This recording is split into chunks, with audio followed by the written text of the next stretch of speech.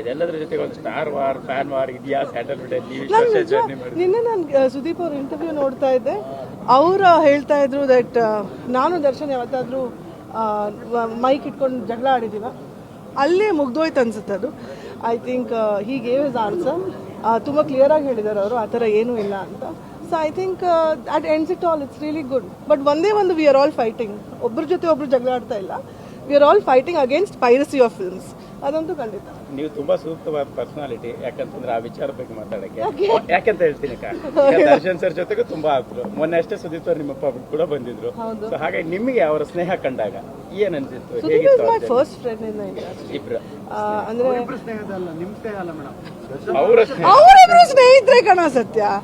I really feel that you know ನಾನು ಹೇಳ್ದಂಗೆ like piracy is one of our biggest enemies. Andre the biggest enemy is misunderstanding. Let's let them speak for themselves. Our misunderstandings pakkadalittu, let's just wish 45 and mark all the best. Ad bitre I don't think there is any misunderstanding. Sudeep avaru heldange I think it's very clear.